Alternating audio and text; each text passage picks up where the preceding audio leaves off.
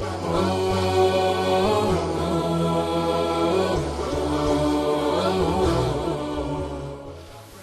الحمد لله نحمده ونستعينه ونستهديه ونعوذ بالله من شرور أنفسنا وسيئات أعمالنا من يهده الله فلا مضل له ومن يضلل فلا هادي له أشهد أن لا إله إلا الله وحده لا شريك له وأشهد أن محمدا عبده ورسوله أرسله الله تعالى بالهدى ودين الحق ليظهره على الدين كله ولو كره الكافرون أما بعد فإن أصدق الحديث كتاب الله وخير الهدي هدي محمد صلى الله عليه وسلم وشر الأمور محدثاتها وكل محدثة بدعة وكل بدعة ضلالة وكل ضلالة في النار.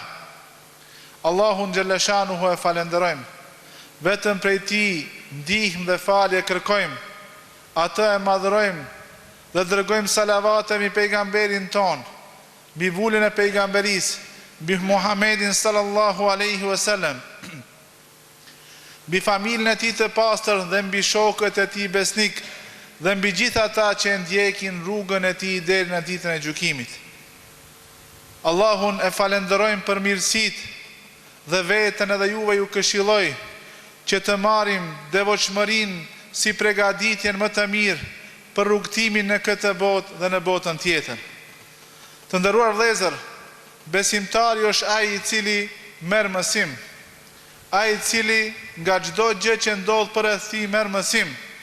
Prandaj sot do të flasim për verën dhe për nxehtësinë apo për vapën e verës si një mësimdhënës, si një mësues i cili na mëson, i cili na dërgon porosi, por sa prej neve i marrim këto porosi dhe sa prej neve veprojnë sipas këtyre porosive të këtij mësuesi që ne e përjetojmë në këto ditë.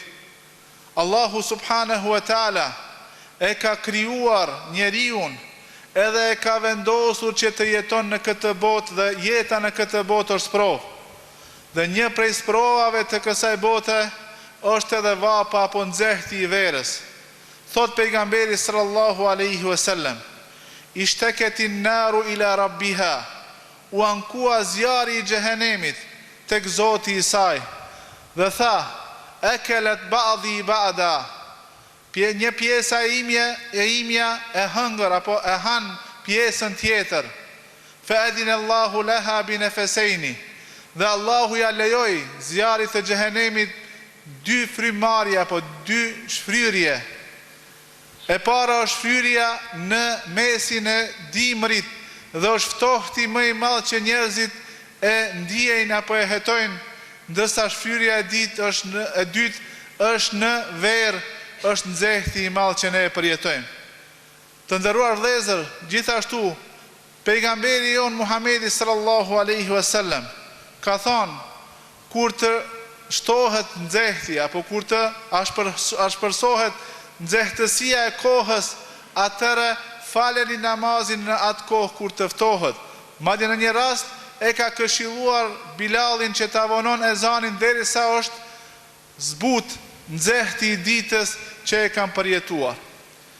Ky nxehtë, thonë dietarët, duhet na e përkujton neve një gjë në botën tjetër. Ajo është nxehti i zjarrit të xhehenemit. Thot pejgamberi sallallahu alaihi wasallam: "Nëse dëshirojmë që ta krahasojmë të nxehtin që e ka nxehti në këtë dunja me atë që e ka zjarri i xhehenemit apo zjarrin e kësaj dunjaje me zjarrin e xhehenemit, dhe të kuptojmë se ajo është një prej 70 pjesëve të zjarrit të xhehenemit." Ose në një hadith tjetër thot pejgamberi sallallahu alaihi wasallam: 69 shkallë është më i nxehtë zjarri i xhehenemit sesa zjarri i kësaj dunjaje, edhe e ka domethënë aq të fuqishme nxehtësinë dhe vapën e tij e cila djeg edhe shkatron çdo gjë.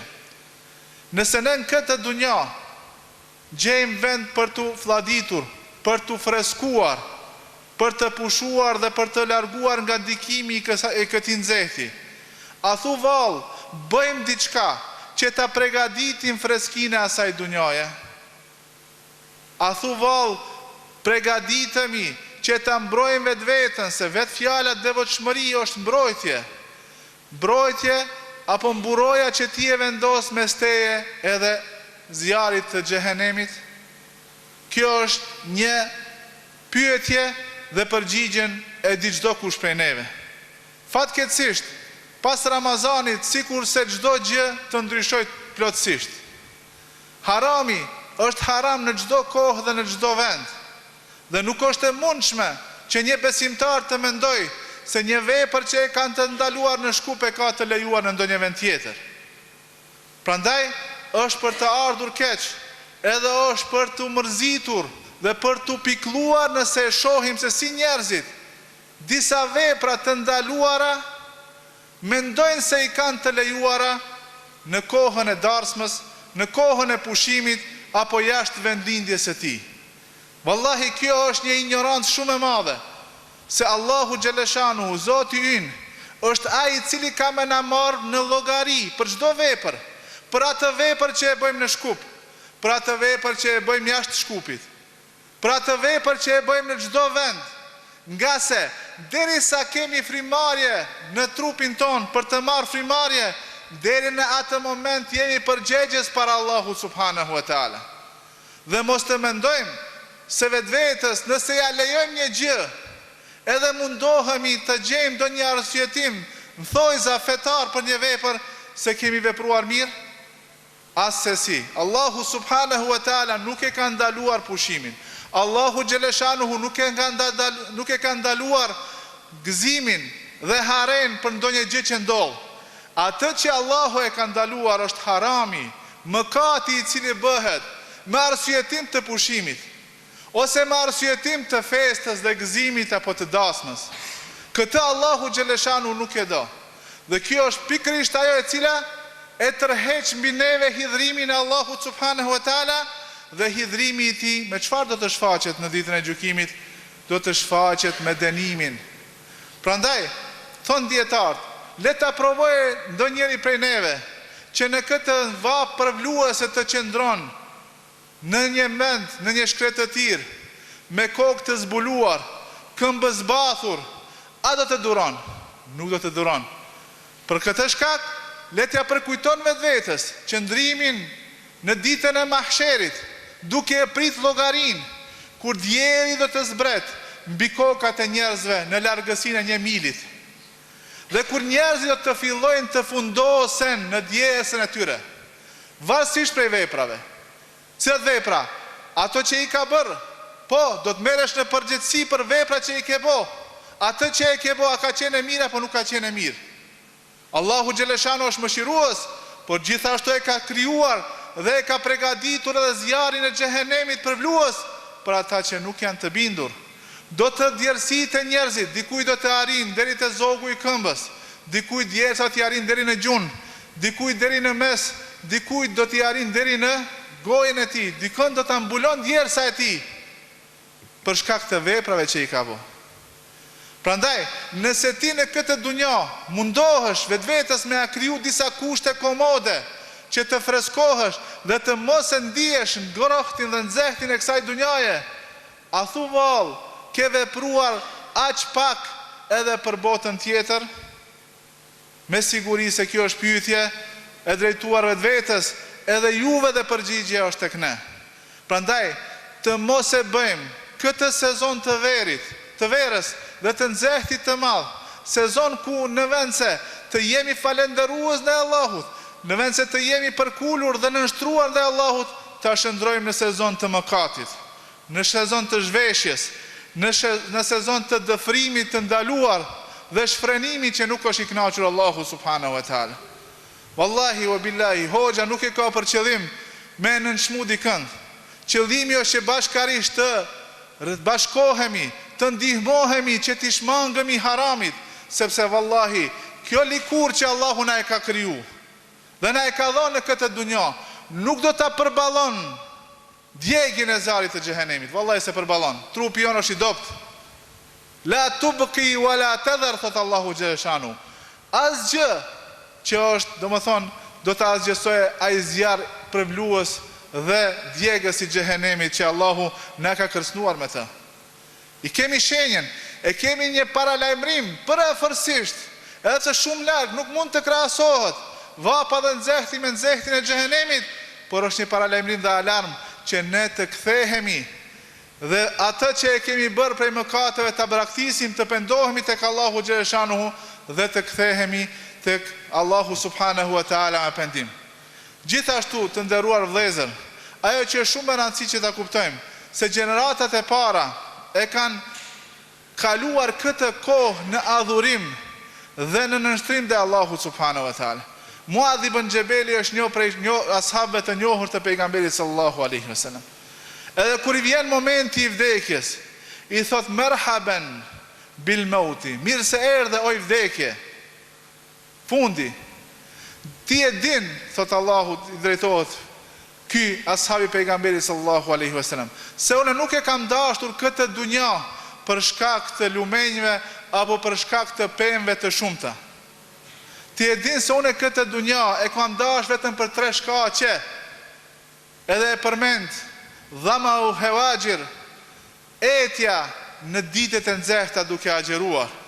E kam dash këtë dunja për shkak të natës në të cilën jam mundua që sa më tepër t'i nënshtrohem Allahut, dhe e kam dash këtë dunja për shkak të tubimeve të diturisë, ku uleshim dhe bëheshim kallaballëk duke dashje të përfitojmë. Ibni Omeri radiallahu anhu niset në udhëtim me shokët e tij dhe ndalet për të pushuar dhe e shtron sofrën. Edhe e sheh aty afër një bari, një çoban i cili kalon edhe i thot urdhëro në sofrën tonë. I thot jam të agjeru. Ai thot agjeron me këtë punë që e ke, duke vrapu pas kopes, mes këtyre kodrave të shumta në shkretëtir, në këtë ditë të nxehtë, shka thot ubadiru el ejam el khaliyat. Po mundohem që t'i përshpejtoj veprat e mia, t'i dërgoj para se të kalojnë këto ditë kalimtare, para se të kalon kjo dunja. Sikur se thot Allahu në Kur'an, kulu washrabu hani'an bima aslaftum fil ejam el khaliye. Hani dhe pini duke u kënaqur, le t'ju bëhet mirë për atë që e keni bërë në ditët që kanë kaluar. Prandaj të nderuar vëllezër, Allahu subhanahu wa taala në Kur'an i thot Musait alayhis salam që ta përkujton, thot wa dhakkirhum bi ayyamillah, dhe përkujtoi njerëzit me ditët e Allahut. Thuhet në komentim të këtij ajetit se ditët e Allahut janë mirësitë që i kanë përjetuar Benu Israil, populli i Musait alayhis salam, dhe kanë shpëtuar nga shumë prej gjërave që domethënë Allahu i ka sprovuar me to. Megjithatë janë treguar jo falendërues dhe Allahu xhaleshan. Komenti i dytë është se ndodhitë e ditëve që ndodhin duhet me qenë mësim për neve, që të mos lejojmë që të kalojnë e ne mos të marrim mësim, nga se me të vërtet ka dështu dhe ka humba i cili i kalon jeta, i kalojnë ditët dhe ai nuk merr mësim. Prej veprave që duhet të bëhen në këto ditë edhe në ditë tjera për ta mbrojtur vetveten nga zjarri i xhehenemit është edhe sadakaja. Thot Ukbe ibn Amir radiallahu anhu, dhe transmeton hadithin nga pejgamberi jon Muhamedi sallallahu alaihi wasallam, thot çdo njeri do të jetë në hijen e sadakas së tij. Çdo njeri do të jetë në hijen. Hija është diçka që kërkohet në ditën e gjykimit, në atë ditë të nxehtë, në hijen e sadakas së tij, derisa të gjykohet mes njerëzve. Derisa të gjykohet mes njerëzve. Prandaj ai transmetuesi që e kanë transmetuar këtë hadith nuk e ka lënë asnjë ditë pa dhënë sadaka për hir të Allahut xhaleshanuhu. Thuhet se në xhupën e tij ka mbajtur çdo herë ose ushqim, ose para, edhe kur s'ka pas asgjë, atëre grur ka marrë dhe e ka shpërndar njerëzve të varfër, duke e shpresuar këtë shpërblim që e ka paralajmëruar pejgamberi jon Muhamedi sallallahu alaihi wasallam, të qëndroj në hijen e sadakas së tij në ditën e gjykimit. Prandaj, gjithashtu të nderuar vëllezër, ja përkujtoj vetvetes edhe juve se në këto ditë të nxehta, në kohën e pejgamberit sallallahu alaihi wasallam, ka ndodhur betejë e njohur e Tebukut. Tebuku është qytet i cili është gati se 1000 kilometra larg Medinës. Edhe ka ndodhur në ato kohëra kur njerëzit kanë fillu t'i vjelin, t'i mbledhin hurmat edhe të pushojnë në hijet e atyre pemë që i kanë pasur. Prandaj Allahu në Kur'an e tregon këtë dhe thot: "Farihal mukhallafun bi maq'adihim khilaf ar-rasulillah." U gëzuan ata që e kundërshtuan urdhin e pejgamberit sallallahu alaihi wasallam dhe që ndruan mbrapa tij. Thot: "Waradu bi an yakunu ma al-khawalif." Dhe ishin të kënaqur që të qëndrojnë me ata që mbetën mbrapa, nuk shkuan me pejgamberin. Wa karihu an yujahidu bi amwalihim wa anfusihim fi sabilillah. Dhe u ryen që të luftojnë me pasurinë e tyre dhe me jetën e tyre në rrugt të Allahut. Dhe thanë: "Wa qalu la tanfiru fil har." Dhe thanë: "Pse po dilni nxehtosh? Nxeht. Ma mi qëndrojmë, kënaqemi me hurmat, momenti vjeljes, korjes së hurmave." Thot: "Kul naru jahannama ashaddu harra."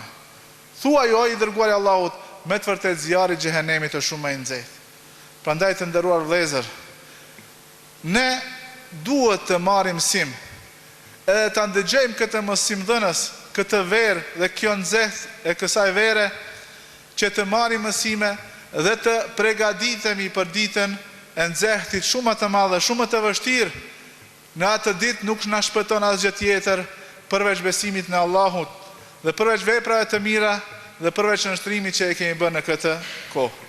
Barakallahu li wa lakum fil Qur'anil Karim wa nafa'ani wa iyyakum bima fihi min al-ayati wa dhikril hakim. Aqulu qawli hadha wa astaghfirullaha li wa lakum fastaghfiruhu innahu huwal ghafurur rahim.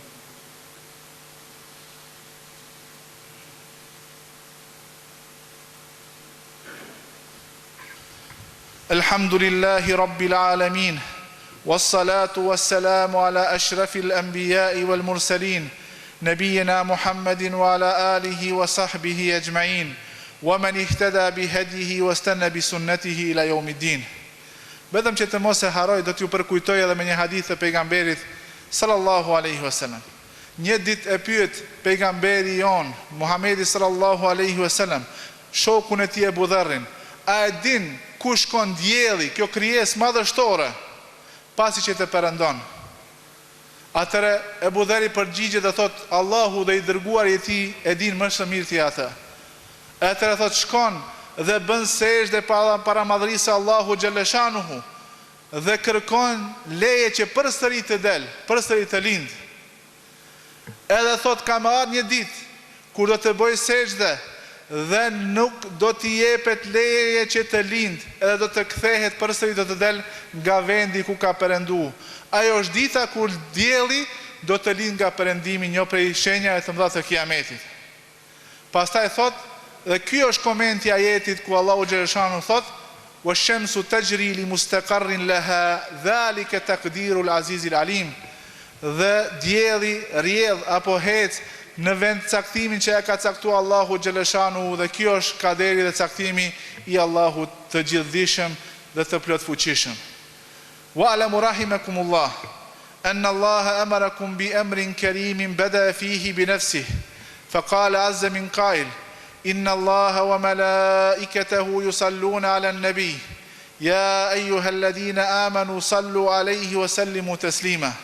Allahumma salli 'ala Muhammadin وعلى آل محمد كما صليت على إبراهيم وعلى آل إبراهيم في العالمين إنك حميد مجيد وبارك على محمد وعلى آل محمد كما باركت على إبراهيم وعلى آل إبراهيم إنك حميد مجيد وارض اللهم عن خلفائه الراشدين الأئمة المهديين أبي بكر وعمر وعثمان وعلي وعن بقية الصحابة والتابعين رضوان الله تعالى عليهم وعلينا أجمعين.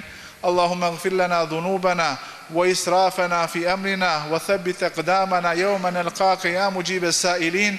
إن الله يأمر بالعدل والإحسان وإيتاء ذي القربى وينهى عن الفحشاء والمنكر والبغي يعظكم لعلكم تذكرون.